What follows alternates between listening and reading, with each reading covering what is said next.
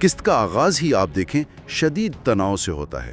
زینب کو پتہ چلتا ہے کہ اس کی بیٹی دعا اور داماد ازلان میں لڑائی ہوئی ہے اور وہ سخت پریشان ہے۔ اور دوسری طرف زینب کی بہن الیف وہ جیسے معاملے کو ہلکا کرنے کی کوشش کر رہی ہے، شاید یہ کہہ کر کہ بھئی دعا کمزور تھوڑی ہے، وہ زینب کی بیٹی ہے۔ دوسری طرف ایک اور راز کھلتا ہے جو اس جھگڑے کی آپ کہیں بنیاد بنا، مصطفیٰ ازلان کا رشتہ دار۔ وہ اپنے والد عبداللہ صاحب کے سامنے مان لیتا ہے کہ لڑائی کی وجہ اصل میں وہ ہے۔ اور یہیں پھر نائلہ کا کردار سامنے آتا ہے، جس نے مبینہ طور پر یعنی الزام ہے کہ اس نے عبداللہ صاحب کا نام استعمال کر کے یہ خبر مصطفیٰ تک پہنچائی۔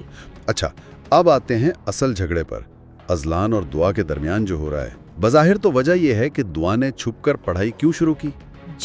اور ازلان کی دلیل یہ ہے کہ یہ فیصلہ بچے کی صحت کے لیے تھا تاکہ دعا آرام کرے۔ ازلان دعا کی ماں زینب پر الزام لگاتا ہے کہ وہ ہر معاملے میں ٹانگ اڑاتی ہیں، اور یہیں سے دعا وہ بات کہہ دیتی ہے جو پوری قسط کا رخ موڑ دیتی ہے۔ اپنی ماں کے دفاع میں وہ ازلان کی ماں مریم پر ایک بہت سنگین الزام لگاتی ہے۔ کیا الزام تھا وہ کہتی ہے کہ مریم سامنے تو بھولی بنتی ہے، لیکن پیٹھ پیچھے عبداللہ صاحب یعنی ازلان کے والد اور الف دعا کی خالہ ان کے بارے میں کہتی ہیں کہ ان کے بیچ کچھ چل رہا ہے۔ ازلان سیدھا اپنی ماں سے سوال کرتا ہے، لیکن مریم جواب دینے کے بجائے رونا شروع کر دیتی ہیں۔ ان کا رونا معاملے کو اور الجھا دیتا ہے۔ عبداللہ صاحب مداخلت کرتے ہیں، اور ان کی مداخلت بہت اہم ہے۔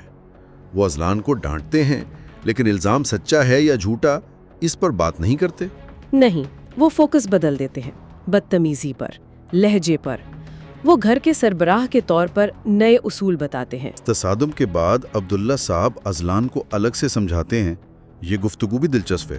ہاں، وہ اسے غصے پر قابو رکھنے کو کہتے ہیں، میاں بیوی کے معاملات کو گھر تک رکھنے کی نصیحت کرتے ہیں۔ اگلی صبح ازلان صلح کی کوشش کرتا ہے۔ وہ چاہتا ہے کہ وہ اور دعا دونوں مریم سے معافی مانگیں، مگر دعا انکار کر دیتی ہے۔